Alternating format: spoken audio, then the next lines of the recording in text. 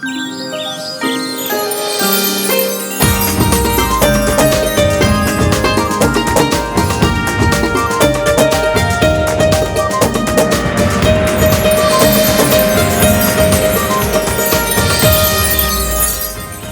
वालेकुम जी, खुश आमदीद कहते हैं आप सबको एक और सुबह में। उम्मीद करते हैं आप सब खैरियत से होंगे। मैं हूँ आपके साथ हलीमा जुल्फ़िकार। आज जिस चीज़ के हवाले से सबसे पहले तो वैसे मैं आप लोगों को बता दूं कि हुमायूं की कोई पर्सनल कमिटमेंट थी, वर्क कमिटमेंट थी वैसे तो उनकी, और बहुत ही ज़्यादा ज़रूरी थी, बल्कि वो यहाँ आ भी चुके थे, इवन उनको माइक भी लग चुका था, लेकिन उसके बाद भी अनफॉर्चुनेटली उनको जाना पड़ा। कभी कभी ऐसा हो जाता है कि आपकी ज़िंदगी में बहुत सारी अनप्लान्ड चीज़ें जो है वो हो जाती हैं, जिसकी वजह से आपको फिर हालात के हिसाब से जो है बदलना पड़ता है। इसीलिए आज मैंने यहाँ बैठ के शुरुआत की है, क्योंकि हमने चीज़ें जो है वो बदली, तो फिर हमने सोचा कि थोड़ा और फ्लेवर जो है वो चेंज कर लिया जाए। आज जिस चीज़ के हवाले से मैं बात करने वाली हूँ वो है मिसअंडरस्टैंडिंग। बहुत टाइम ऐसा होता है कि जो मैं सोच रही होती हूँ शायद मैं उनको सही अल्फाज में नहीं बता सकती। मैं तो हमेशा अपनी गलती बहुत आसानी से मान लिया करती हूँ।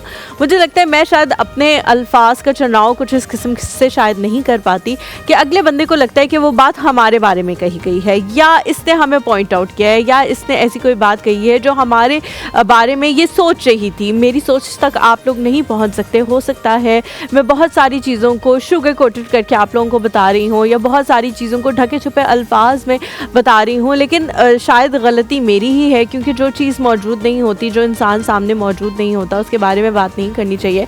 पिछले दिनों ही मेरे साथ एक इस किस्म का वाक़या हुआ कि इसी प्लेटफॉर्म पे मैंने अपना एक पॉइंट ऑफ व्यू जो है वो शेयर किया। जब बात हो रही थी कुछ इस तरह की कि जब बहन भाइयों की शादियां हो जाती हैं, उसको काफ़ी साल बीत जाते हैं, तो उनके अंदर डिफरेंसेस आ जाते हैं। तो मैंने ये कहा था कि शायद डिफरेंसेस इसलिए आते हैं क्योंकि आपके घर का माहौल बदल जाता है, आपकी ज़िंदगी में और लोग ऐड हो जाते हैं, उनकी सोच आपकी सोच पर हावी होने लग जाती है। जिस तरह मैं अपने जो हस्बैंड हैं मंसूर, उनकी सोच से बहुत ज़्यादा इन्फ्लुएंस्ड हूँ। उनकी सोच बड़ी पॉजिटिव है, वो बड़े एक पॉजिटिव इंसान हैं।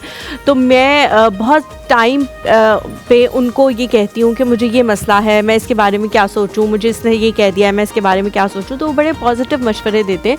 तो मेरा पॉइंट ऑफ व्यू ये था, लेकिन कुछ लोगों को शायद वो बात बुरी लग गई। तो आज मैं मिसअंडरस्टैंडिंग के हवाले से बात करूँगी कि मिसअंडरस्टैंडिंग जो है वो आपकी एक छोटी सी बात को, एक छोटी सी कही हुई बात को जो है वो क्या से क्या बना देती है। और मकसद आपका ये नहीं होता कि आप किसी का दिल दुखाएं या किसी को पॉइंट आउट करें, लेकिन कभी कभी कुछ चीज़ें जो हैं वो इस तरह की हो जाया करती हैं हमसे लाशऊरी तौर पे। आज बल्कि जब मैं सेट पे आई तो मुझे आप सब जानते हैं, हमारे जितने भी कैमरामैन, जितनी भी हमारी टीम यहाँ पे मौजूद होती है, अब हुमायूं ने सबको मशहूर मारूफ कर दिया है, तो आप सब उन सब के नाम जानते हैं। मुझे बड़ा अच्छा लगता है जब कोई आकर मुझे कोई मशवरा देता है। मुझे इसलिए अच्छा लगता है, मैं मशवरे को बहुत दिल से कबूल करती हूँ, कि मुझे लगता है उस बंदे ने मेरे बारे में सोचा, अच्छा सोचा, और फिर वो आकर उसने मुझे एक मशवरा देने की कोशिश की। तो आज असद भाई ने भी मुझे सेम बात कही। उन्होंने मुझे कहा कि हो सकता है आप किसी और पैराए में बात कर रही हो, लेकिन जो सुनने वाला हो वो उसको किसी और पैराए में ले ले, और हो सकता है आज से कुछ सालों बाद जब आप जाएं आगे तो आप उस राय को होल्ड भी ना करते हो। लेकिन जो क्लिप्स आजकल बन गए हैं ये मिटने वाले नहीं हैं। आज से 2 साल बाद भी इंटरनेट पे मौजूद होंगे, आज से 5 साल बाद भी इंटरनेट पे मौजूद होंगे। तो आपकी राय को उसी क्लिप से जोड़कर जो है वो पेश किया जाएगा। तो इसलिए अपने राय के इंतखाब में बहुत ज़्यादा आपको मोहतात होना चाहिए। तो मुझे बड़ी अच्छी लगी उनकी ये बात। मैंने सोचा मिसअंडरस्टैंडिंग के हवाले से ही बात करेंगे, तो ज़ैनब की तरफ चलते हैं, उसको भी इसमें इंक्लूड करते हैं, उनका भी नज़रिया लेते हैं। अस्सलाम वालेकुम ज़ैनब, कैसी हैं आप? बिल्कुल ठीक ठाक, आप बताएं। Good morning. Good morning. Good morning. आपका कलर बहुत अच्छा लगा, current thank you so much. As usual the credit goes to Amna Zulfiqar, जिसके कपड़े जो है ऐसी बहनें हर किसी को दें। आमीन। और 3-4 तो लाजमी बहनें होनी। कल मैंने एक वीडियो भी लगाई थी उसके लिए, जिसमें मैंने यही बात कही थी कि ऐसी बहन जो है वो अल्लाह ताला जो है सबको दे। और आजकल जो है वो अपने घर में वो मुझे कह भी रही होती है कि पहले हम लोग इतना ज्यादा नहीं देखते थे, लेकिन आप देखते हैं कि तुम जो है वो जिक्र करती हो और सब लोग जो है वो सराहते हैं। मुझे बड़ा अच्छा लगता है कि जाहिर है उसने मुझे अपनी इस जोड़े के ऊपर टैग भी लगा हुआ था। तो ये बड़ी बात होती है लड़कियों के लिए, आप समझ सकती हैं, बड़ी बात होती है अपनी चीज शेयर करना सबसे पहले। हाँ। और फिर दूसरा ये कि अपनी नई चीज शेयर करना, बिल्कुल अपनी अनयूज्ड चीज। और उसके वो जब कपड़े में मुझे दे रही थी तो मैं उसको बार बार ये कही थी कि आमना ये टैग लगा हुआ ये मत दो, जो पहले से तुमने एक पहने। हाँ। वो मुझे आगे सी थी, कोई बात नहीं तुम ले लो, तुम ले। और वो इतना ज्यादा जोर लगाई थी, मुझे था पता नहीं हो सकता है भाई इसके घर वाले शायद बाद में कहें कि भाई सभी तुमने दे दिए, टैग लगे हुए तो रख लेती या हमने आगे हो सकता है किसी खाने पे जाने हो,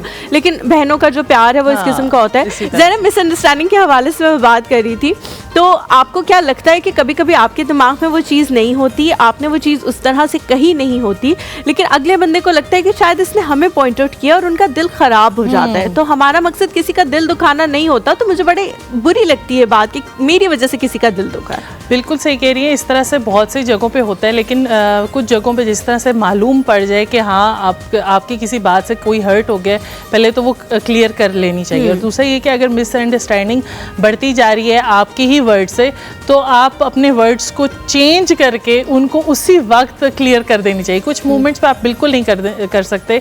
जैसे मैं अपने वर्ड्स देखती हूँ कि मैं अपने आधे लफ्ज़ में अंदर अपने दिमाग के बोल रही होती हूँ और आधे मेरे बाहर होते हैं, और मैं कहती हूँ कि यार इसको क्यों नहीं समझ आ रही, बिल्कुल इसको समझ क्यों नहीं। और वो ये मुझे बाद में, अच्छा जब मैं अपने मैसेजेस रीड करती हूँ तो मुझे पता लगता है कि आधे तो मेरे अंदर थे दिमाग में, और फिर सोच ज़्यादा थी लेकिन शायद डिलीवर हम प्रॉपर तरीके से नहीं कर पाते। तो मैं हमेशा जो है ना, अगर तो मैं किसी से फ़ोन पे बात करती हूँ तो मेरा होता है कि मैं किसी से कॉल पे बात करूँ या इस तरह 1 to 1 हम बैठ के बात करें तो कम्युनिकेट हो जाए, वरना मिसअंडरस्टैंडिंग बहुत ज़्यादा हो जाती है।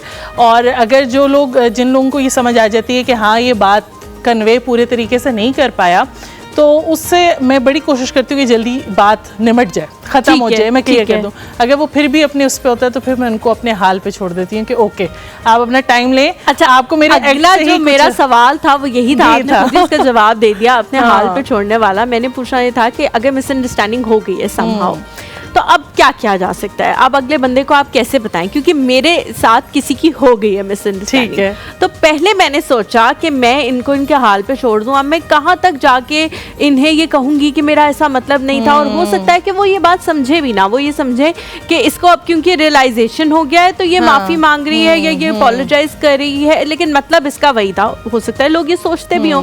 तो अगर किसी के साथ मिसअंडरस्टैंडिंग हो जाए तो फिर आप उसे क्लियर कैसे करें? अच्छा, सबसे बड़ी बात ये कि कुछ लोग तो पहले ये भी नहीं बताते ना कि हमें कोई चीज़ बुरी लगी है, और अगर तो उनके किसी एक्ट से आपको ये फील होता है कि उनको कोई बात बुरी लग गई है, तो आप पहले अपने आप को देखें कि आपने पिछले कितने दिनों में या पिछले कितने घंटों में क्या काम किया ऐसा जो इनको बुरा लगा है।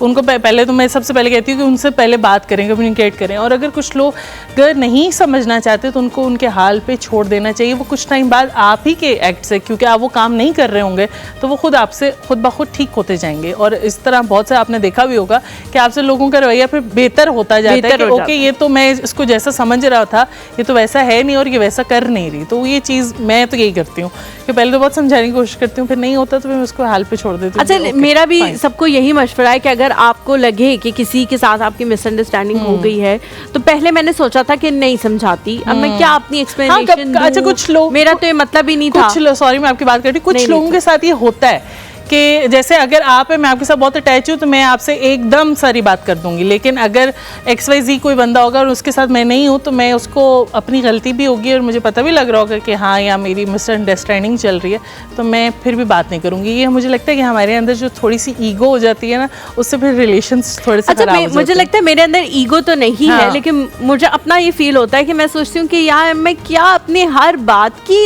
इन लोगों को जस्टिफिकेशन दूंगी, एक्सप्लेनेशन दूंगी, और वो लोग, उनसे मुझे ज्यादा वो होता है कि यार ये बंदा तो मुझे जानता है, ये क्यों मेरे बारे में ऐसे सोच रहा है, इसने क्यों ऐसे सोच लिया, या इसने इस बात को कैसे समझ लिया कि हाँ ये बात सच्ची होगी। तो मैं पिछले दिनों सोच रही थी कि नहीं मैं एक्सप्लेनेशन नहीं दूंगी, लेकिन अब मैंने सोचा है कि एक दफा एक्सप्लेनेशन देके देखूंगी, फिर बाकी आगे वो उनके ऊपर है कि वो, मुझे ये लगता है कि ये वे जो है वो बिल्कुल ठीक है कि आप अपनी एक्सप्लेनेशन दें, आप अपना दिल साफ करें, अपना इनर साफ करें और कहें कि ओके ये चीज़ ऐसी हुई थी, चाहे वो बुरी चीज़ है चाहे वो सही चीज़ है, आप उसको क्लियर करें। अगर वो समझ रहा है तो ठीक है, नहीं तो फिर अल्लाह हाफ़िज़ उसको करें। ठीक हो गया ज़ैनब, बड़े अच्छे मशवरे जो है वो हम दोनों आज आप लोगों को देते रहेंगे गाए बगाए। ज़ैनब बताओ आज क्या बना रही है, उसके बाद हम ब्रेक पे जाएंगे। आज हम आलू कोफ्ते बना रहे हैं, और आलू कोफ्ते जो हैं चिकन के कोफ्ते होंगे, जिससे हम जो है बनाएंगे आलू कोफ्ते।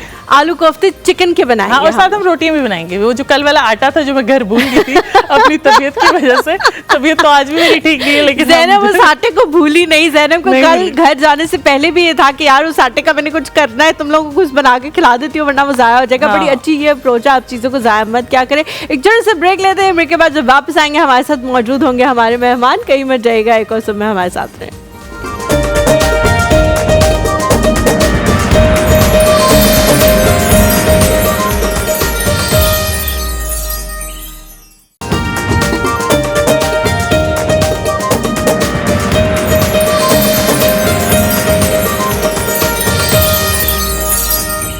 Welcome back to the show. एक बार फिर से आप सबको कहेंगे खुशामदीद, और इस बात के साथ ये टॉपिक जो है वो रैप अप करेंगे कि अगर किसी के साथ भी आपकी मिसअंडरस्टैंडिंग हो गई है तो एक बार ज़रूर कोशिश करें कि उस मिसअंडरस्टैंडिंग को ख़त्म कर दिया जाए या अपनी पोजीशन क्लियर करने की, उनको समझाने की कोशिश करें।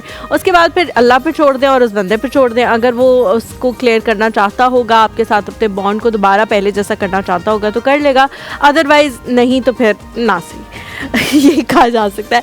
आज जिस हवाले से हम बात करेंगे वो हॉस्पिटैलिटी है, और मुझे लगता है कि हर आने वाले दिन के साथ पाकिस्तान में कुछ ना कुछ ऐसा ज़रूर होता है जिसके बाद हम सोचते हैं कि ऐसे लोग कहाँ हैं जो दूसरों का दर्द रखते हैं, जो दूसरों का ख्याल करते हैं, जो उनके लिए जी रहे हैं, उनकी मदद करने के लिए जी रहे हैं।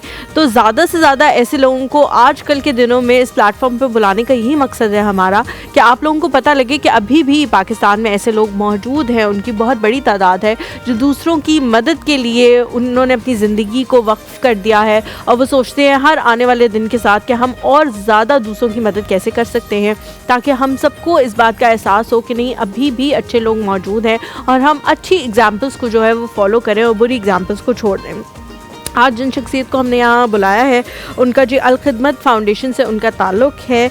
पंजाब नॉर्थ के वो इस वक्त हेड हैं और उसको हेड कर रहे हैं। जब से वो इस प्रोग्राम के हेड जो हैं वो बने हैं, तब से और ज़्यादा उसने अल-खिदमत फाउंडेशन ने यहाँ पे पंजाब नॉर्थ साइड पे अपनी जो खिदमात हैं उनको और ज़्यादा वसी कर दिया है और ज़्यादा बढ़ा दिया है।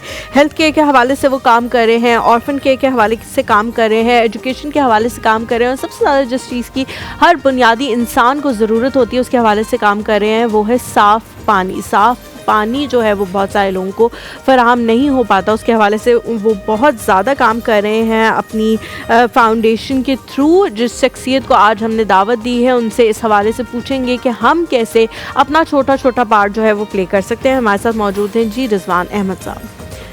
अस्सलाम वालेकुम, कैसे हैं जी आप? बिल्कुल ठीक अल्हम्दुलिल्लाह। Please have a seat. Thank you. आपने उस कोने में जो है वो बैठना है। बिल्कुल, बहुत शुक्रिया। सबसे पहले तो बहुत शुक्रिया आने के लिए। बात का आपने इनवाइट किया, बहुत शुक्रिया जी। हमेशा हम शुरुआत किसी ऐसे सवाल से करते हैं जिससे आइस ब्रेकिंग हो जाए और आपका पॉइंट ऑफ व्यू, क्योंकि ज़ाहिर है ग्राउंड रियलिटीज़ पे जो है वो आप काम करते हैं। तो मुझे सबसे पहले ये बताएं कि अगर किसी के साथ आपकी मिसअंडरस्टैंडिंग हो जाए, आपने वो बात उस लिहाज से, उस अंदाज में उस इंसान के लिए ना कही हो और वो उसे अपने ऊपर ले जाएं, तो फिर उस मिसअंडरस्टैंडिंग को क्लियर कैसे करना चाहिए? देखिए, सबसे पहली बात ये है कि जो इंसानी माशरा है उसमें बाज़ औक़ात आप जो बात कर रहे होते हैं अगला बंदा वो बात उस तरह कंसीव नहीं करता। वो किसी शायर ने कहा था ना कि हम दुआ देते रहे वो दगा पड़ते रहे, एक नुक्ते ने महरम से मुजरिम बना दिया। ठीक है, तो एक्चुअली होता ये है कि आप को ये चाहिए कि आप उससे मिलें और उससे मिल के अपना पॉइंट ऑफ व्यू क्लियर करें, और अगर किसी भी वजह से आपके साथ वो मुत्तफ़िक नहीं भी होता तो ऑलवेज़ रिमेन कूल एंड काम उसके लिए। ठीक है, क्योंकि जो हमारा दीन है ना वो भी हमें ये बताता है कि इत्फ़ा बिल्लती ही या आसन, अगर आपसे कोई बुराई भी करता है तो आपने उसको अच्छाई के साथ करना है। हमारी सोसाइटी का अलमिया ये है, जो इस वक्त ट्रेंड चल रहा है वो ये है कि वफ़ा करोगे वफ़ा करेंगे, जफ़ा करोगे जफ़ा करेंगे, हम भी हैं तुम्हारे जैसे इंसान, जैसा करोगे वैसा करेंगे। बिल्कुल। ईंट का जवाब जब तक पत्थर से नहीं देंगे चैन नहीं आएगा। उसने एक सुनाई है, मैं जब तक दो ना सुना दूँ मुझे कैसे सुकून आएगा। हाँ जी, तो इस चीज़ को छोड़ना होगा। आपको अपने बिलीफ और अपने एटीट्यूड पे काम करना है। आपने प्रोएक्टिव होना है, आपने रिएक्टिव नहीं होना। आपने अपनी लाइफ का जो रिमोट कंट्रोल है किसी दूसरे इंसान के हाथ में नहीं देना कि जब चाहे वो बटन दबाए और आप गुस्से में आ जाएं, जब चाहे आपको खुश कर दे। नहीं, आपको हमेशा जो पॉज देना है यानी जब भी आपके साथ कोई ऐसी कोई बात हो तो आप हमेशा उसको पॉज दें, उसको सोचें, उसको समझें और फिर आपका एक सोचा समझा रिस्पॉन्स होना चाहिए। तो मेरा ख्याल है कि इससे लाइफ काफ़ी ज़्यादा बेहतर हो जाती है। बिल्कुल ठीक, बहुत बेहतरीन तरीके से आपने जो है वो एक्सप्लेन किया है। अब हम अलखिदमत की तरफ आते हैं। मुझे लग रहा है कि पाकिस्तान में बहुत सारे ऐसे जो हैं वो आए दिन हादसात और इस तरह की चीज़ें पेश आ रही हैं कि आप जैसे लोगों को बुलाना, लोगों को दिखाना, मिलवाना कि असल हीरोज़ ये मौजूद हैं जो लोगों की केयर के लिए अपनी ज़िंदगी उन्होंने वक्फ कर दी है, बहुत ज़्यादा ज़रूरी है। आप क्योंकि ज़ाहिर है लोगों से इस तरह के मिलते भी होंगे, अपने जैसे लोग, जैसा इंसान होता है उसको वैसे लोग मिलते रहते हैं। आपको क्या लगता है पाकिस्तान में इस वक्त कितनी आबादी ऐसी मौजूद है जो आज भी सिर्फ इसलिए ज़िंदा है कि लोगों की केयर कर सकें, लोगों के लिए काम कर सकें, लोगों की ज़िंदगी को बेहतर बना सकें? क्या हमारा माशरा वाकई ही उतनी पस्ती का शिकार होता जा रहा है जितना हम सोशल मीडिया पर दिखा रहे हैं, या नहीं? ऐसा नहीं है, बहुत अच्छे, बहुत बेहतरीन लोग आज भी पाकिस्तान में मौजूद हैं।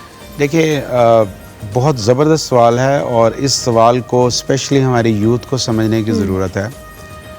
हमें हमेशा मीडिया पे और स्पेशली सोशल मीडिया पे पाकिस्तान की वो तस्वीर दिखाई जाती है जो होती तो हकीकत है, लेकिन आप 24 करोड़ की आबादी के मुल्क में अगर 20-22 कत्ल रोज़ाना हो तो ये नॉर्मल है, ये कोई बहुत गैर मामूली चीज़ नहीं है, ठीक है। लेकिन चूँकि अब हर आदमी की एक्सेस में है तो हर आदमी ये सोच रहा होता है कि यार कहीं पाकिस्तान तो एक ऐसा मुल्क है जहाँ लाकानूनियत अपने अरूज पर है, ठीक है ना जी, और जुल्म सितम अपने अरूज पर है। नो डाउट बड़ी हद तक कुछ चीज़ें ठीक भी हैं, लेकिन जो पॉजिटिव चीज़ें हैं वो उस तरह से बयान नहीं की जाती। जैसे कि मैं मिसाल देता हूँ, पाकिस्तान, ये जो अभी आप डायरेक्ट उस सवाल का जवाब है कि पाकिस्तानी वो नेशन है जो अपनी इनकम के हिसाब से दुनिया में बेस्ट चैरिटी देने वाली कौम है। आपके शायद नॉलेज में होगा कि पाकिस्तानी हर साल 700 अरब रुपए की चैरिटी देते हैं, ठीक है। आप देखें ये जो पूरे हमारे मुल्क में वेलफेयर सेटअप्स हैं, ईदी को ले लें, क़ुव्वत को ले लें, अलखिदमत को ले लें, ठीक है ना जी, आप मसाजिद और मदारस के सिस्टम को ले लें, ठीक है ना जी, जहाँ पे लाखों तलबा पढ़ रहे हैं, चैरिटी पे चल रहे हैं, ठीक है, हाँ जी। तो ये सारे कौन चला रहा है, कहाँ से आ रही है एड, ठीक है ना। तो मैं ये कहता हूँ कि पाकिस्तानी एक रिजिलियंट किस्म की सोसाइटी है कि कोविड में हमने देखा पूरी दुनिया में हुकूमतों ने अपनी आवाम को दिया, ठीक है। पाकिस्तान में एहसास प्रोग्राम था, अच्छा प्रोग्राम था, 12,000 पे, लेकिन चंद लाख लोगों को मिले वो पैसे।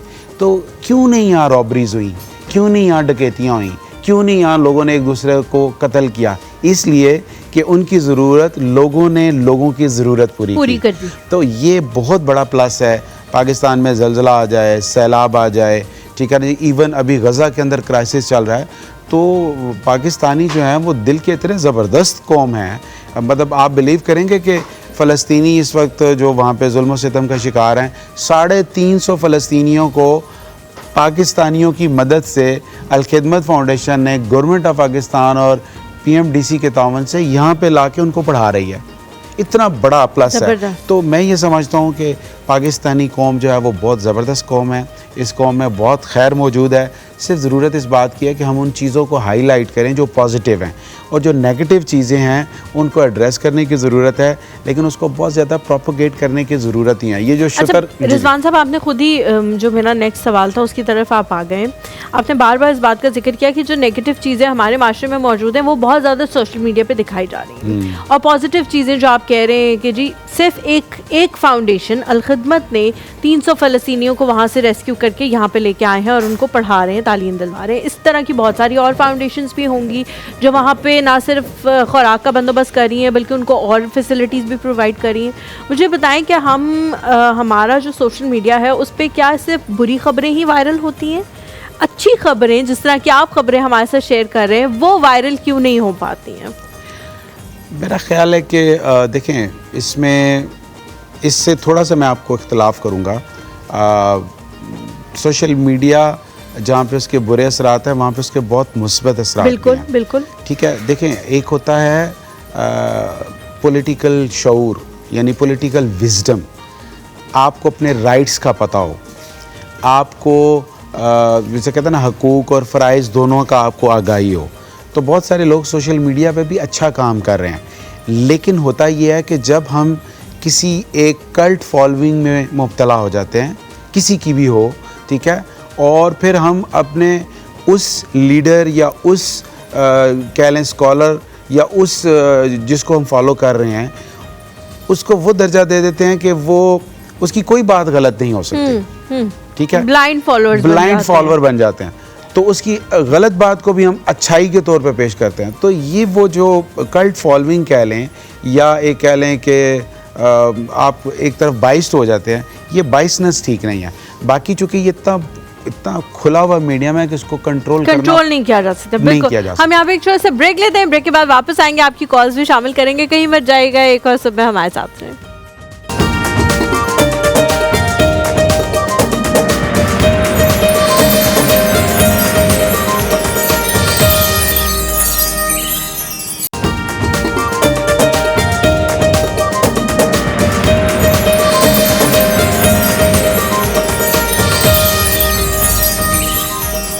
Welcome back to the show. एक बार फिर से आप सबको कहेंगे खुशामदीद। रिजवान साहब आपकी तरफ फ़ौरन से आऊँगी क्योंकि हमारे पास थोड़ा टाइम भी कम होता है और दूसरा है कि कॉलेज भी साथ साथ शामिल होने लग जाते हैं, वो भी आपसे सवालात करेंगे।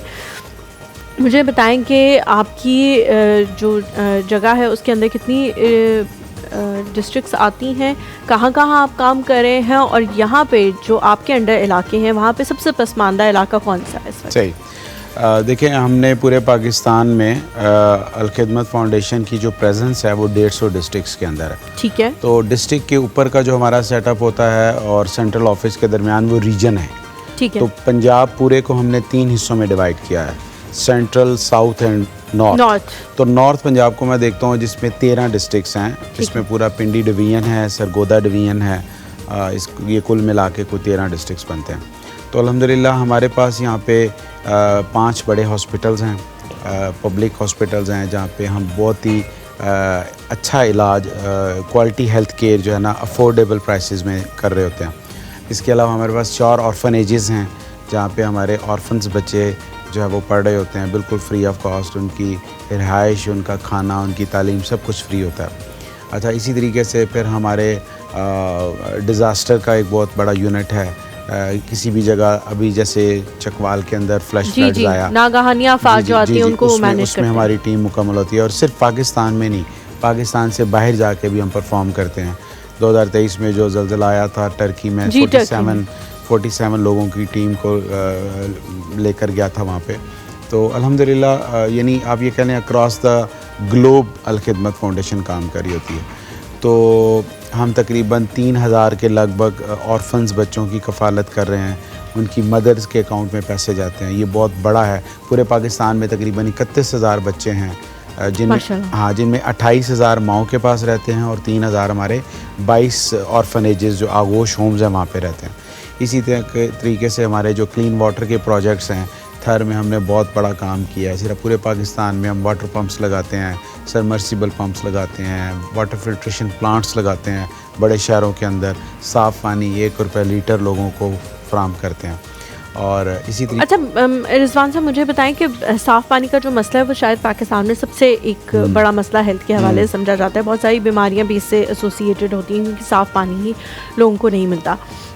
साफ़ पानी की फराहमी जो है वो बहुत सारे इलाकों में ऐसा होता है वहाँ पानी मौजूद नहीं होता, तो उसे साफ़ कैसे किया जाए?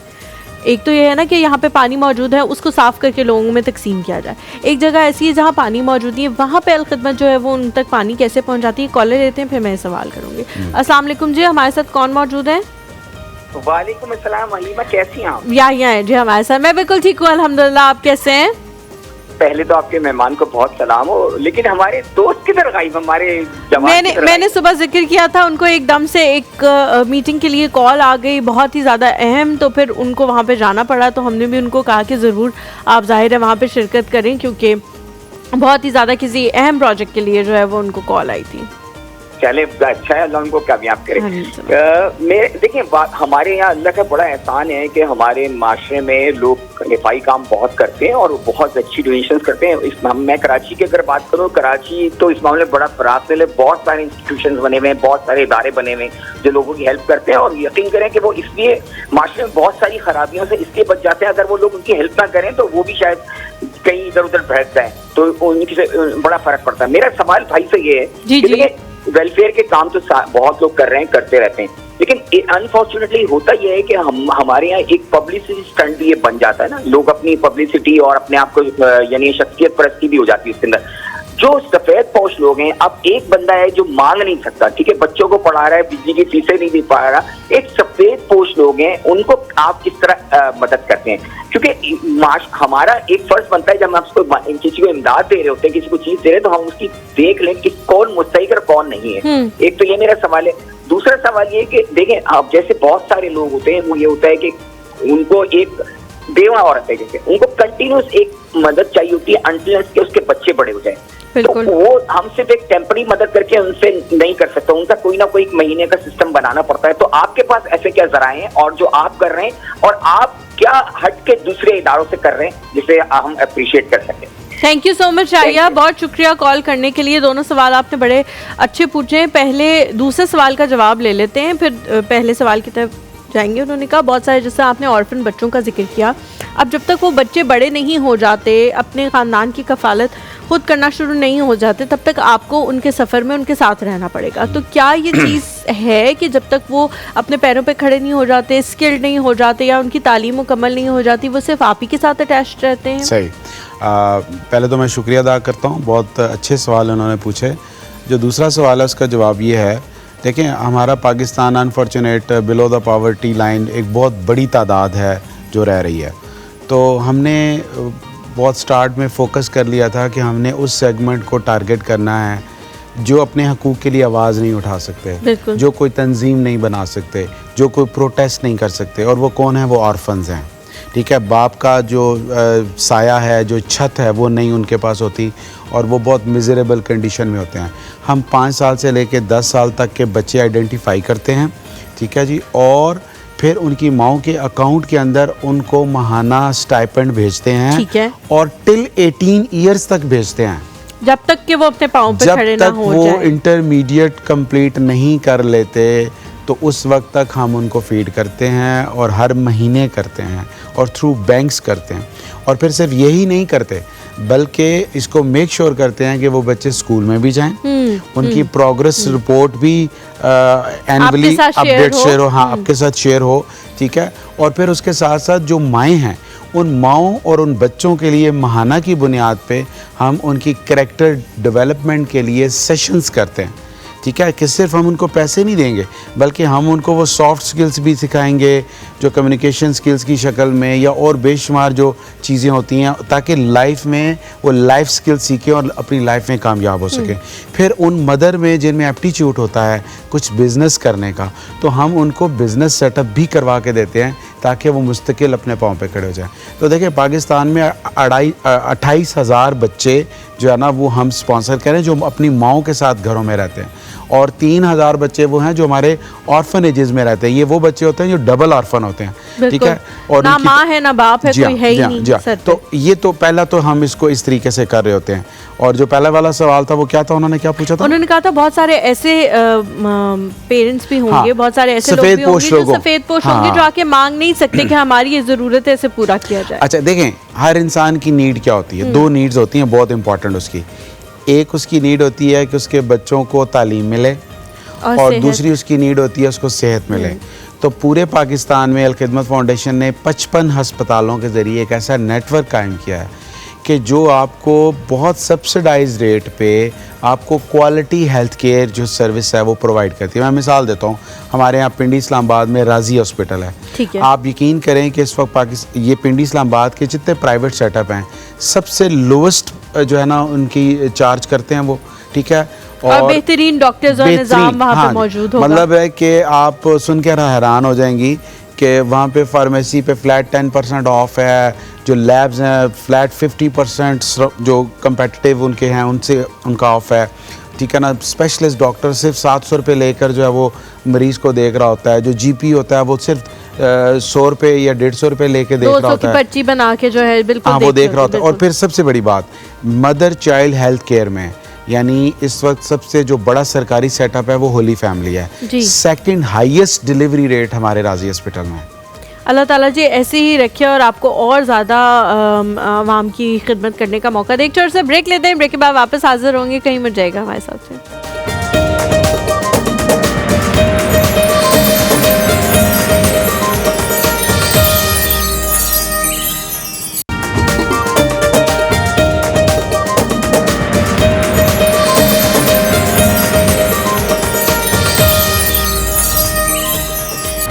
जी welcome back to the show. पेड़े बनाने का मुझे बहुत ज़्यादा तजर्बा है, क्योंकि मैं ज़ैनब को भी यही बताया, ज़ैनब ने मुझे कहा कि हर पेड़ा तुम्हारा बिल्कुल सेम है, हाँ। बिल्कुल सेम साइज़ का है। तो मैंने कहा कि हम बहनें जब रोटी बनाया करते थे तो हम एक साथ बनाने जाते थे, और उससे मेरा काम जो है वो पेड़े बनाना होता था कि मैं जो है वो पेड़े बनाऊंगी, आयशा जो है वो बेलेगी और आमना जो है वो सेकेगी।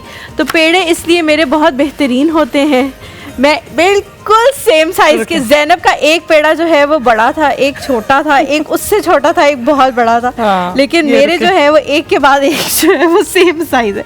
ज़ैनब जी, तुम्हें खाना बनाना आता है तो पेड़े बनाने क्यों नहीं आती? क्योंकि मैं आपको बताती हूँ, मैं रोटियां नहीं घर में बनाती थी। मैं तो आटा भी ना यहाँ पे आके बहुत सी चीजें मैंने सीखी है। पहले तो मैं एक आटा गूंदना भी है। मैं एक बार बता दूं, जिसमें आटा गूंदना, अच्छा, जिसमें ये चीज़ है कि मैं तैयार होके, मेरे घर वालों को पता है कि मैं तैयार होके कभी भी किचन में खड़ी नहीं होंगी।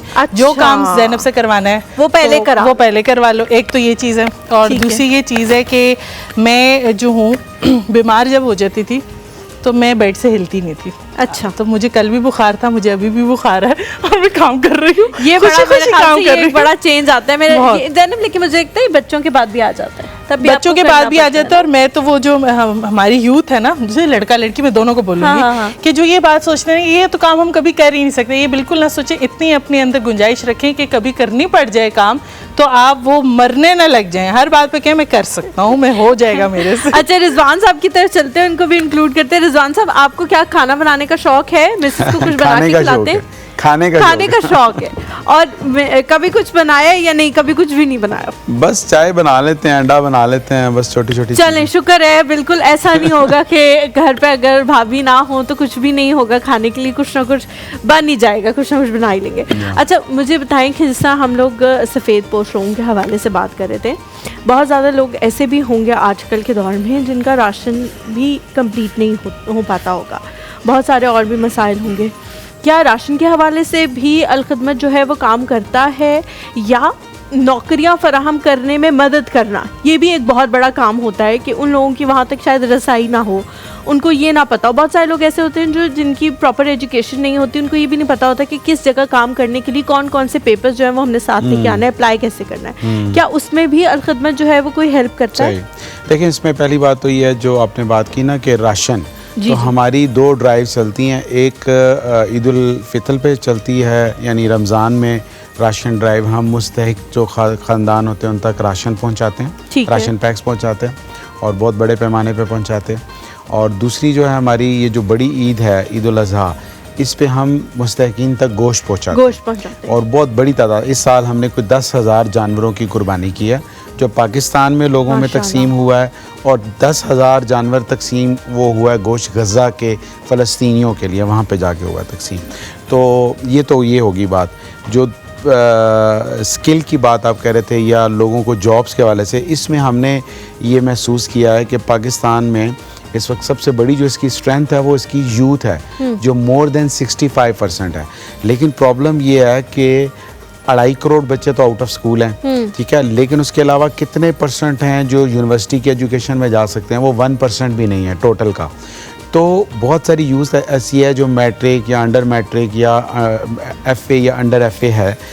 हमने एक बनो काबिल प्रोग्राम लॉन्च किया है कराची से। उसकी थीम ये है कि हम इन बच्चों को IT के मुख्तलिफ कोर्सेज करवाएंगे, ठीक है, जो 3 से 6 महीने के होंगे, और उनको अर्निंग हैंड बनाएंगे। तो आप बिलीव करें कि ये इतना सक्सेसफुल रहा कराची के अंदर, फिर उसके बाद लाहौर, और अभी इंशाल्लाह ये रावलपिंडी, सरगोदा और गुजरात में भी लॉन्च होने जा रहा है।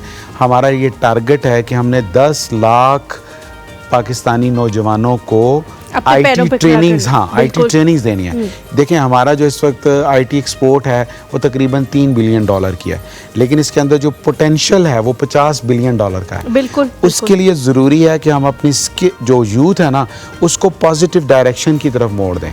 तो देखें, बातें हर कोई करता है, पॉलिटिकली नारे हर कोई लगाता है, लेकिन अल-खिदमत फाउंडेशन एक ऐसा ख्वाब देख रही है जहाँ पे पाकिस्तान के नौजवान खुद कफ़ील होकर इस पाकिस्तान को मज़ीद मुस्तहकम और इंशाल्लाह इंशाल्लाह। अच्छा, मैंने रिजवान साहब आपसे पानी के हवाले से सवाल पूछा था कि बहुत सारे इलाके, जैसे हम थर की बात करें, सिंध की बात करें, अंदरून सिंध में बहुत सारी ऐसी जगह हैं जहाँ पानी मौजूद ही नहीं है। वहाँ पे जो है, वहाँ भी अलखदमत काम कर रही है, वहाँ भी साफ़ पानी पहुँचा रही है। तो थोड़ा सा हमें भी बताएं, गाइड करें कि किस तरह से वहाँ आप लोग पानी जो है वो लेके जाते हैं, किस तरह से पहुँचाते हैं, ताकि वहाँ के बच्चों को भी वो साफ़ पानी मिले जो यहाँ पे एक आम इंसान को। देखिए, थर है, थर एक सिंध का एक ऐसा रिमोट इलाका है जहाँ पे पानी का बहुत ज़्यादा मसला था, तो वहाँ पे कुएँ खदवाए गए अलखदमत के तहत। तो लेवल डिफरेंट होता है, कहीं पे 50 फुट पे पानी होता है, कहीं पे 100 पे होता है और कहीं पे 500 फुट पे होता है। तो उस हिसाब से हमारी बोरिंग और वो जो वेल वाला काम है वो होता है। इसके अलावा एक होता है ग्रेविटी फ़्लो, यानी अगर हम पहाड़ी इलाकों में जाएं तो पानी ऊपर मौजूद है, नीचे पाइपिंग करके मुख्तलिफ आबादियों में पानी पहुंचाना होता है। इसी तरह एक होता है यानी एंटी ग्रेविटी फ़्लो, यानी पानी नीचे है और इसको ऊपर 1 किलोमीटर ऊपर लेकर जाना है विदाउट एनी इलेक्ट्रिसिटी या विदाउट एनी कोई डिवाइस। तो ये इस तरह के प्रोजेक्ट्स अलखिदमत फाउंडेशन कर रही होती है। और फिर जो बड़े शहर हैं उसके अंदर मसला होता है पीने के साफ़ पानी का, क्योंकि नीचे वाटर का जो रिजर्वायर है उनको हमने ख़राब कर लिया है। ये आप देख लें, ये जो पूरी दुनिया में एक चेंज है, यानी दुनिया की 5 वल्नरेबल कंट्रीज़ के अंदर पाकिस्तान का शुमार है, और ये क्लाइमेट चेंज की वजह से। और इसमें एक बहुत बड़ा फैक्टर ये है कि हमने ज़ेरे ज़मीन जो पानी का ज़ख़ीरा है उसको भी ख़राब कर दिया। तो उस पानी को पीने के काबिल बनाने के लिए हम आरओ प्लांट्स लगाते हैं, रिवर्स ऑस्मोसिस प्लांट्स लगाते हैं। तो ये इस तरह मिला जुला के हमारा एक पूरा एक ये जो है सिस्टम जो है वो बनता है। अच्छा, इसके अलावा जो जब भी हम बात करते हैं हेल्थ केयर के हवाले से, तो वो भी बहुत सारे इलाकों में पहुंचानी जो है बड़ी मुश्किल हो जाती है। अब हर घर पे तो जाके हेल्थ केयर प्रोवाइड नहीं की जा सकती, उनके लिए एक एरिया को जो है वो मार्क करके उनके लिए एक अच्छा अस्पताल बनाया जा सकता है। लेकिन फिर बहुत सारे लोग ये भी कहते हैं कि हमारे इलाके में छोटी छोटी डिस्पेंसरीज जो हैं वो कायम कर दी अगर जाएं तो वहाँ पे जाके बुखार का, नज़ला ज़ुकाम, इस तरह डायरिया, इन चीज़ों का इलाज जो है वो मुमकिन है। अगर किसी बड़ी चीज़ के लिए हमें जाना पड़ेगा तो हम हस्पताल की तरफ रुख करेंगे। तो अलखदमत जो है वो डिस्पेंसरीज़ भी बहुत सारी लगाती है और फ्री वहाँ पे तो दवाइयाँ भी मुहैया की जाती हैं। तो उस प्रोजेक्ट के हवाले से ज़रा बताएं कि वो डिस्पेंसरीज़ कहाँ कहाँ मौजूद हैं, कितनी तादाद में है, और वहाँ जो दवाइयाँ फराहम की जाती हैं वो तो बिल्कुल फ्री ऑफ कॉस्ट होती हैं। तो उसका बंदोबस्त आप लोग कैसे करें? देखिए, हमारे जो बड़े हॉस्पिटल्स हैं, मैंने बताया हमारे रीजन में 5 हैं और पूरे पाकिस्तान में 50 से ज़्यादा है, 55 है, ठीक है। बाकी उसके अलावा सैकड़ों की तादाद में हमारे अलखिदमत क्लिनिक्स हैं। उस अलखिदमत क्लिनिक का मॉडल ये होता है कि एक जीपी बैठा होता है और वो 100 रुपये पर्ची या 150 रुपये पर्ची में वो एक दिन की दवाई टीके के साथ, वो जैसे नॉर्मल एक जीपी की प्रैक्टिस चल रही होती है, वो दे रहा होता है, ठीक है। तो वो यानी एक बड़े पैमाने के ऊपर चल रहा होता है। उसके अलावा फिर हमने MHU बनाए हुए, मेडिकल हेल्थ यूनिट, एक बड़ा सा ट्रक होता है जिसके ऊपर पूरा एक हॉस्पिटल होता है, यानी उसके अंदर फार्मेसी भी होती है, उसके अंदर लैब भी होती है, उसमें एग्जामिनेशन रूम भी होता है, डॉक्टर का रूम भी होता है, ठीक है जी। तो अल्हम्दुलिल्लाह इस वक्त पूरे पाकिस्तान में कोई 12 से ज़्यादा MHU हैं जो हमारे काम कर रहे हैं। आम दिनों में वो मुख्तलिफ़ इलाकों में जाके काम कर रहे होते हैं। अभी हमारा कतर चैरिटी के साथ एक हमारा MOU हुआ है। 1 साल पिंडी इस्लामाबाद में हमने, आप ये समझ लें कि हर महीने हमने 25 कैंप लगाने हैं। तो ये तकरीबन तादाद बन जाती है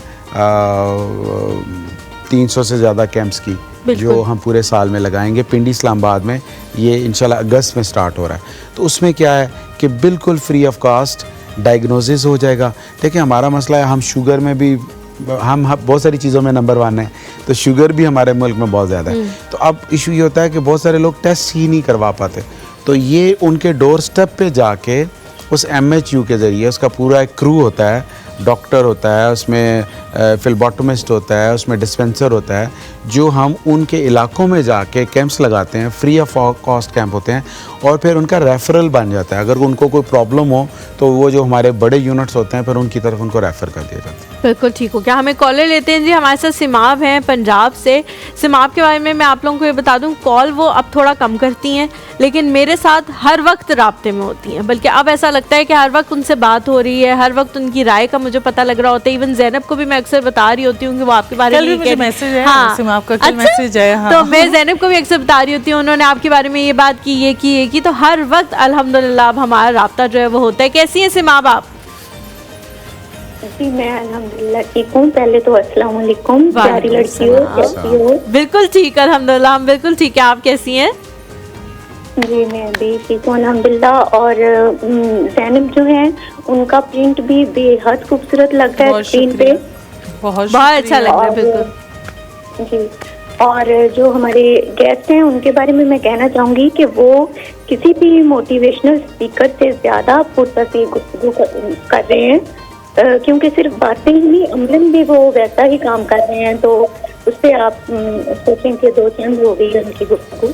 बिल्कुल ठीक कह रही हैं जी। और अब मैं आती हूँ हलीमा पे, कि हलीमा तो हमारी जो है आज बेहद हसीन लग रही हैं।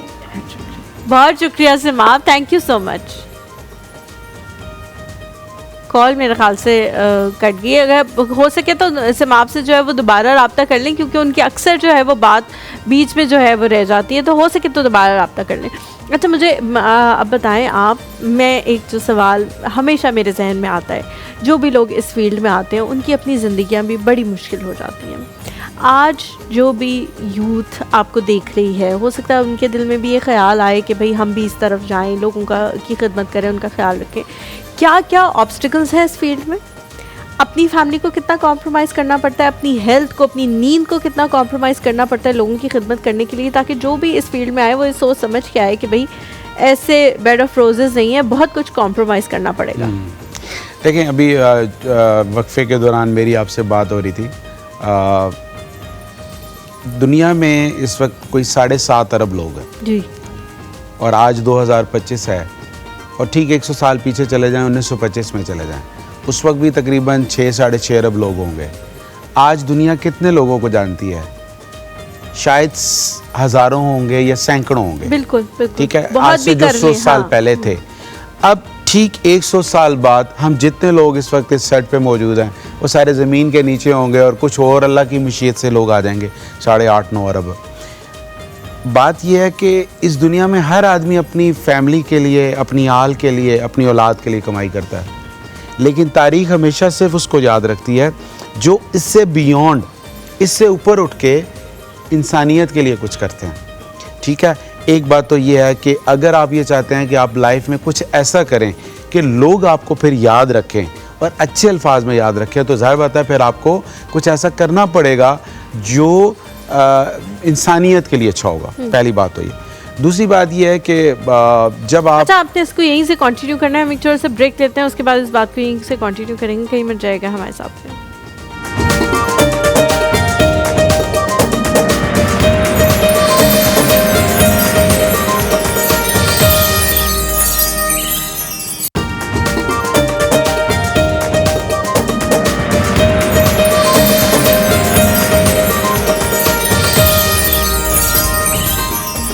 Welcome back to the show. Zainab को बेचारी को बहुत ज़्यादा पसीना आ रहा है, रोटियां बना बना के हमारे लिए जो है वो पागल हो रही है। ज़ैनब कितनी रोटियां बन गई हैं? मैंने काउंट ही नहीं की, पता नहीं कितनी, आज तो बाहर से नहीं आई, लेकिन काफी ज्यादा बहुत ज्यादा बन बन गई बेचारी है। रोटियां तो 15-20 हो गई। Zainab thank you so much. welcome। इस गर्मी में अपने लिए काम करना ही बड़ा मुश्किल काम है, आप ऐसे ही। सबके लिए कर रही हैं, तो बहुत शुक्रिया इस बात का। शुक्रिया। अच्छा रिजवान साहब, आप बीच में थे, बात किए, हमें ब्रेक की कॉल आ गई थी तो जाना पड़ा, आप उसको वहीं से continue हाँ, करें। आपने मुझसे ये सवाल किया था कि इस रास्ते में जब कोई ये इंसान जी, तय बिल्कुल। कर लेता है यूथ का- कि उसने एक सर्विस एटीट्यूड के साथ ज़िंदगी गुजारनी है, तो उसको क्या क्या हर्डल्स आ सकती हैं।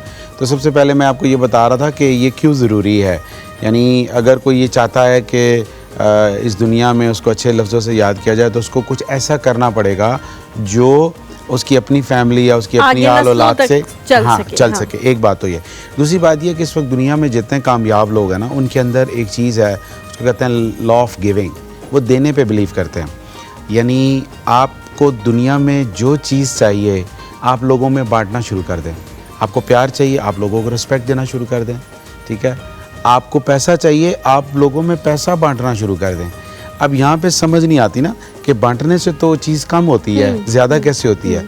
आप बिलीव करें कि इस वक्त दुनिया के जितने टॉप के बिजनेसमैन हैं, या इवन इस पिंडी इस्लामाबाद के आप सेवर फूड की मिसाल ले लें, या किसी अच्छी आप कारोबारी उसकी मिसाल ले लें, तो वो लोग जो है ना वो बहुत ज़्यादा अल्लाह के रास्ते में ख़र्च करते हैं।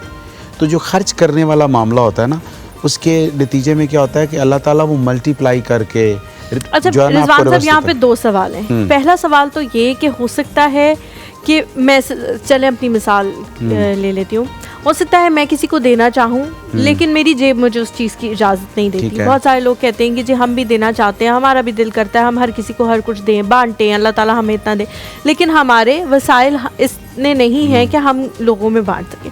उस सूरत में आपको क्या बांटना चाहिए, क्योंकि हमारा मज़हब तो हमें ये भी सिखाता है ना कि उस सूरत में आप क्या बांटें, उस सूरत में आपको क्या बांटना चाहिए। दूसरा ये कि आजकल लोग जो हैं वो ये देखते हैं कि इसके पास पैसा है, ये जो काम कर रहा है वो मैं भी करना शुरू कर देता हूँ, मेरे पास भी आ जाएगा, क्योंकि हर किसी को वो लग्जरी लाइफस्टाइल और वो सारी चीज़ें बड़ी अट्रैक्ट करती हैं। तो लोग जब देने की बात करते हैं और आप जैसे लोगों को देखते हैं कि आपका बड़ा ही अवामी स्टाइल है और सब कुछ है, तो वो कहते हैं कि नहीं नहीं नहीं इस फील्ड में तो इसका मतलब है पैसा नहीं है, इसमें तो देना ही पड़ेगा, इसमें कुछ आएगा नहीं, तो फिर हम इस फील्ड को क्यों इख्तियार करें। ऐसा ना हो कि हमें अपने घर के लाले पड़ जाएं कि वहाँ भी कुछ मुकम्मल ना हो। सिमाब की हम कॉल ले लेते हैं। अस्सलाम वालेकुम सिमाब। सबसे पहले तो हलीमा आपके खूबसूरत अल्फाज का बेहद शुक्रिया, वरना तो मैं वो कॉलर हूँ जो आप कहती हैं अभी हम लेते हैं छोटा सा कॉलर। नहीं नहीं नहीं, उस दिन असल में बहुत ज़्यादा दिमाग ख़राब हुआ था, कुछ ऐसे मसाइल हो गए थे सेट पे कि मैंने वो होता है ना लेते हैं छोटा सा ब्रेक, तो मेरे मुंह से निकल गया लेते हैं छोटा सा कॉलर, और हम बाद में उस पर इतना हंसे, मैंने कहा इन्हें क्या बोला, और हम हंसते सारे लग गए। जी मैं भी इसीलिए मजाक के तौर पे कह रही हूँ। अच्छा, आवाज़ें प्रोग्राम में जब आप सोफा पर बैठी थी ना, जी जी, तो पूरा सेट आपकी खूबसूरती से खिल उठा था माशाल्लाह। तो थैंक्स टू आमिना जुल्फकार के उनकी बदौलत। बहुत शुक्रिया, बहुत शुक्रिया। तो मैंने पिछले हफ्ते आपके लिए कुछ लिखा था, तो आज जरा बिला शर्त बात करने का मौका मिला है, तो बात करते हैं। जरूर जरूर जी, मुझे तुम बार बार पसंद हो, कभी कभार ही नहीं लगातार पसंद हो। वाह वाह। मुझे तुम इस तरह पसंद हो कि मुझे हर तरह पसंद हो, अनगिनत वजह हैं अच्छाई की, मुझे तुम बेशुमार पसंद हो, मुझे तुम पसंद हो ऐसे जिस तरह से मुझे बाहर पसंद हो। वाह वाह वाह वाह, क्या बात है, क्या बात है। बहुत शुक्रिया सिमाब, बहुत शुक्रिया जी, बहुत शुक्रिया आप लोगों के प्यार का, आपके एहसासात का, आपके जज्बात का, बहुत बहुत शुक्रिया, बहुत शुक्रिया जी रिजवान साहब। हाँ, जो आप बात कर रहे थे ना, देखें इसमें सिंपल ये है कि हमारा दीन हमें इस बारे में ना बहुत अच्छी बात बताता है, और वो ये बताता है कि नीचे वाले हाथ से ऊपर वाला हाथ अल्लाह को पसंद है, तो देना है। अच्छा, अब ये एक बंदा कहता है कि मैं उस वक्त दूंगा या दे सकता हूँ जब मेरे पास बहुत पैसा होगा। नहीं, ऐसा नहीं है। देने के लिए आपको एक एटीट्यूड चाहिए। मसलन आप किसी को दुआ दे सकते हैं, आप किसी को मुस्कुरा के मिल सकते हैं, किसी के लिए तकलीफ़ परेशानी को दूर करके आप उसको दे सकते हैं। कोई आप रोड पे जा रहे हैं, आप देखते हैं कि एक मोटरसाइकिल पे फैमिली में अपना मियाँ बीवी और इसके 2-3 बच्चे बैठे हुए हैं, आपके दिल से ये बेख्तियार दुआ निकलनी चाहिए कि अल्लाह इसको खैर करिए से घर पहुंचा दे। इसमें कौन से पैसे लगते हैं? इसमें कोई पैसे नहीं लगते। बात यह है आप जज्बे भी बांटें, आप खुशियाँ भी बांटें, ठीक है ना। और जब आप एक दफ़ा ये काम करना शुरू कर देंगे तो उसके नतीजे में क्या होगा कि अल्लाह ताला को ये अदा बहुत पसंद आती है। जैसे देखें, इसमें मुस्लिम और नॉन मुस्लिम की तफरीक नहीं है। मदर टेरेसा का नाम आपने सुना हुआ है, ठीक है, बहुत ज़बरदस्त सोशल वर्कर थी। वो कहती हैं कि मुझे पता चला कि एक ऐसी फैमिली है, एक बेवा है, उसके 2-3 बच्चे हैं, कि वो पिछले 3-4 दिन से भूखे हैं। तो कहती हैं मैं कुछ सामान लेकर उसके पास चली गई। जब मैं सामान लेकर गई तो मैंने देखा कि हालात उससे ज़्यादा ख़राब हैं जितने मुझे बताए गए थे। तो वो खातून ने मुझे कहा कि आपके पास 10 मिनट हैं, आप बैठ सकती हैं। मदर टेरेसा क्या, मैं बैठ जाती हूँ। तो वो जो सामान मदर टेरेसा लेकर गई थी उसने उसके 2 हिस्से किए और एक हिस्सा उठा के बाहर निकल गई, और ठीक 10 मिनट बाद वापस आ गई। इस दौरान बच्चे उसके रो रहे थे, भूखे थे, प्यासे थे। तो मदर टेरेसा ने उसको कहा कि तुम अजीब औरत हो, तुमने अपने बच्चों की भूख और प्यास की परवाह नहीं की, और सामान भी मैं कुछ इतना ज़्यादा नहीं लेकर आई और आधा सामान तुम उठा के किसी और को दे आई हूँ। तो उसने बड़ी खूबसूरत बात की, उसने कहा कि बात यह है, इसी महल्ले में एक और ख़ातून है और वो भी इत्तेफाक से बेवा है, उसके भी इतने ही बच्चे हैं। मेरे बच्चों ने अगर 2 दिन से कुछ नहीं खाया तो उनके बच्चों ने 3 दिन से कुछ नहीं खाया। मेरे ज़मीन ने गवारा नहीं किया कि मैं अपनी भूख प्यास मिटा लूँ और मैं उसको भूल जाऊँ। देखिए, देना जो होता है ना, ये एक एटीट्यूड का नाम है, ठीक है।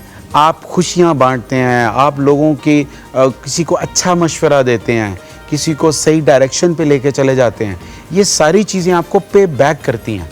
वो किसी ने कहा था ना कि नेकी कर दरिया में डाल, वो बेसिकली ये था कि जब आपकी किश्ती किसी तूफ़ान में होगी ना, वो नेकियां आगे बढ़ के आपको संभाल लेंगी। अच्छा, अब हम ये कहते हैं बरकत। तो अब बरकत क्या होती है? बरकत ये होती है कि ये नहीं कि मैं रात को सोया, सराहने के नीचे मैंने 1000 का नोट रखा, सुबह उठूंगा तो 2000 होंगे। नहीं, वो 1000 मेरी ज़रूरत के लिए काफ़ी हो जाएगा। मुझे कोई टेंशन, परेशानी, आजमाइश, तकलीफ से वो चीज़ बचाएगी, कोई बीमारी, हाँ, उस चीज़ से बचाएगी। तो ये बेसिकली ये चीज़ लोगों को समझने की ज़रूरत है कि जब वो देने वाले बनते हैं, अच्छी चीज़ें बांटने वाले बनते हैं, तो अल्लाह को ये अदा बहुत पसंद आती है। क्यों?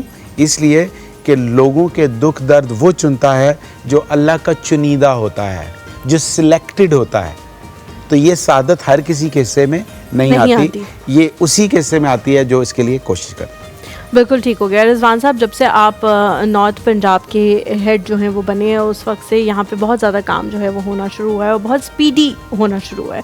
काम पहले भी होता होगा यकीनी तौर पे, अलखिदमत के जो भी आपसे पहले के हेड होंगे वो भी यहाँ पे काम करते होंगे, लेकिन एक इंसान में एक जज्बा जो है वो एज के हिसाब से इस तरह की चीज़ों का भी होता है, तो वो स्पीडी जो है वो काम होना शुरू हो जाता है। मुझे बताएं, आपने कौन कौन से नए प्रोजेक्ट्स यहाँ पर लॉन्च किए हैं और कौन कौन सी नई चीज़ें हैं जो पहले यहाँ पर मौजूद नहीं थी और वो अब आपके आने के बाद यहाँ पे एक बेहतरी की तरफ एक नया स्टेप आया? सबसे पहले तो मैं आपको ये बताऊँ, नॉर्मली जब हम एनजीओ की बात करते हैं तो जहन में ये ख्याल आता है कि इनका तो बजट ही, एडमिन बजट बहुत ज़्यादा होगा और ये गरीबों तक तो बहुत कम पैसे पहुँचते होंगे और ये तो सारे अपने इंतज़ामी खर्चात में 50% से ज़्यादा खर्च कर देते होंगे। तो अलखिदमत फाउंडेशन की ये खूबी है या इसकी जो सबसे बड़ी स्ट्रेंथ है वो इसके वॉलंटियर्स हैं। हमारी जो टॉप से लेके बॉटम तक मैनेजमेंट है, जो तकरीबन 1900 अफराद पर मुश्तमिल है, ये 100% वॉलंटियर है। मैं अलखिदमत का प्रेसिडेंट हूँ, मैं 100% वॉलंटियर हूँ।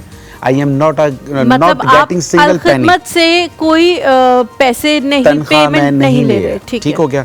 तो ये हमारे सेंट्रल प्रेसिडेंट से लेके हमारे डिस्ट्रिक्ट प्रेसिडेंट तक ये चीज़ है। तो ये चीज़ जो है ना, ये अलखिदमत को बाकी सारी एनजीओ से डिफरेंट कर देती है, ठीक है।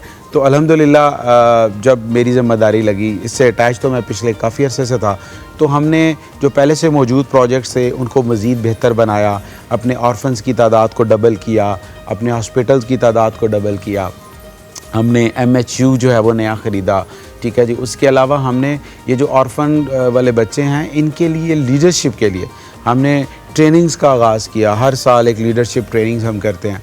इसके अलावा हमने उन बच्चियों के लिए जो ऑर्फन्स गर्ल्स हैं उनके लिए लीडरशिप कैंप्स हमने अरेंज किए। फिर उसके बाद हमने ये किया कि 50 से ज़्यादा यूनिवर्सिटीज़ के अंदर हमने MOUs किए। हमने एक IVD लास्ट ईयर हमने IVD 2.0 किया है, उसमें 2500+ बच्चों को हमने किया। बेसिकली देखें, सोसाइटी के हर सेगमेंट में हम काम कर रहे हैं ताकि हम उनको पॉजिटिव चीज़ों की तरफ लेकर आए। ठीक है। हम एक छोटा सा ब्रेक लेते हैं, ब्रेक के बाद वापस हाजिर होंगे, कहीं मत जाएगा, एक और सब में हमारे साथ रहें।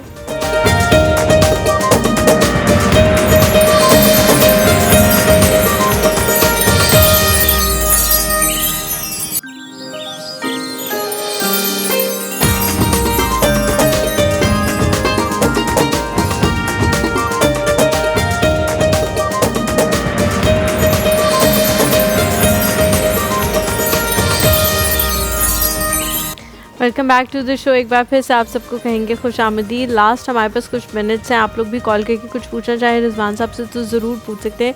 रिजवान साहब, मुझे बताएं कि जो आजकल पाकिस्तान के ही नहीं बल्कि पूरी दुनिया के हालात है, एक अफरा तफरी, एक इस किस्म का आलम है, उसमें आप जैसे लोग जो हैं उनकी तादाद तो बहुत ज़्यादा है, लेकिन शायद हमें मालूम नहीं होता। आपके साथ जुड़ने का ज़रिया क्या है? हो सकता है मैं भी चाहती हूँ, बहुत सारे लोग जो इस वक्त हमें देख रहे हैं वो भी जुड़ना चाहते हो, लेकिन एक वे आउट समझ नहीं आता कि हम लोगों की मदद कैसे कर सकते हैं। तो आपके साथ अगर मिल के मदद करना चाहें तो किस तरह से रब्ता कर सकते हैं, किस तरह से डोनेशंस दे सकते हैं, किस तरह से वॉलंटियर वर्क किया जा सकता है, उसके बारे में थोड़ा सा गाइड करें। सही है, इसमें यह है जी कि बहुत आसान है। आप सोशल मीडिया जो हमारे हैंडल्स हैं वहाँ पे जाएं, अलखिदमत वॉलंटियर्स को क्लिक करें तो वो आपके सामने एक ऐप आ जाएगी। आप अपने आप को रजिस्टर करें और आप इस सारे अमल में आप हमारे साथ शामिल हो जाएंगे। और मुख्तलिफ हमारे प्रोडक्ट्स होती हैं, मुख्तलिफ हमारे प्रोजेक्ट्स होते हैं। और मैं आपको बताऊँ, जो इस वक्त पाकिस्तान में जो लोग हैं या इवन जो पाकिस्तानी डायस्पोरा है जो पूरी दुनिया में है, ठीक है, तो वो बहुत ज़्यादा अल्हम्दुलिल्लाह लोगों का ट्रस्ट है अलखिदमत के ऊपर और अरबों रुपए की डोनेशन हमें वो देते हैं। उनको इस बात का यकीन है कि ये बिल्कुल सही जगह पे हकदार तक पहुंचेगी। तो खिदमत दियानत के साथ ये हमारा स्लोगन भी है। और इसमें यह है कि हर वो बंदा जो कुछ इस सोसाइटी को देना चाहता है वो आए, हमारे दरवाजे खुले हैं, हम इंशाल्लाह उसको वेलकम करेंगे। अच्छा, जो यूनिवर्सिटी लेवल पे प्रोजेक्ट्स होते हैं, as far as I know, जब मैं पढ़ी थी तो हमें कहा गया था कि अगर आपने कोई इस तरह का वॉलंटियर वर्क ना किया तो डिग्री जो है वो इशू नहीं की जाएगी। तो इस तरह के जो प्रोजेक्ट हैं वो आपको कितना लगता है कि ज़रूरी हैं हमारे बच्चों को सिखाने के लिए? क्योंकि जब तक मैं भी वो वॉलंटियर वर्क करने नहीं गई थी मुझे भी अंदाज़ा नहीं था कि कितना उससे आपको सुकून मिलता है, कितनी राहत मिलती है। इवन ये भी आपको अंदाज़ा होता है कि आप कितने ब्लेस्ड हैं, क्योंकि हमें कभी कभी हम नाशुक्रे भी हो जाते हैं, हमें इस बात का अंदाज़ा नहीं रहता कि अल्लाह ताला ने हमें क्या क्या दिया हुआ है। तो हमें कहा गया था कि वॉलंटियर वर्क आपका लाजमी है, तब आपको डिग्री इशू होगी। तो हम गए थे एक ओल्ड एज होम में और वहाँ जाके हमने उनके साथ पूरा एक दिन गुजारा था। तो उससे बड़ा आपको एहसास होता है कि किस किस तरह लोग कहाँ कहाँ से आते हैं और फिर उनका एंड जो है वो क्या होता है। तो आपने कितना जो है हम्बल रहना है ज़िंदगी में। तो इस तरह के प्रोजेक्ट्स अगर इनकलकेट कर दिए जाए हमारे यूनिवर्सिटी लेवल पे, तो डू यू रियली थिंक कि फिर आगे आके और ज़्यादा लोग जो हैं वो इस तरफ आएंगे, हेल्प की तरफ? जी बिल्कुल। देखें, इसमें जो विन विन सिचुएशन है। हम यूनिवर्सिटीज़ में जाते हैं, हम MOUs करते हैं और हम उनको वॉलंटियरिज्म के ऊपर जाके टॉक्स भी देते हैं। देखें, यूथ जो है यूनिवर्सिटी लेवल पे उसके पास इतने वसाइल नहीं होते कि वो बहुत ज़्यादा खर्च कर सके ना या डोनेशन दे सके।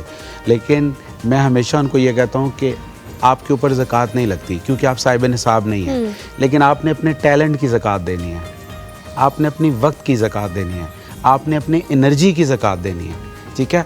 और जब आप देने वाले बनेंगे, ठीक है, आप हमारे साथ प्लांटेशन ड्राइव में शामिल हो जाएं, आप ऑर्फनेज के अंदर आ जाएं, सोशल वर्क जो आपको पसंद है, क्योंकि हमारे तो 8 एरियाज़ हैं और बहुत सारी डाइवर्सिटी, बहुत सारी चीज़ें चलती हैं। जैसे अभी हम प्लांटेशन ड्राइव कर रहे हैं, अभी हम 3-4 यूनिवर्सिटीज़ के साथ मिलकर कर रहे हैं, ठीक है जी।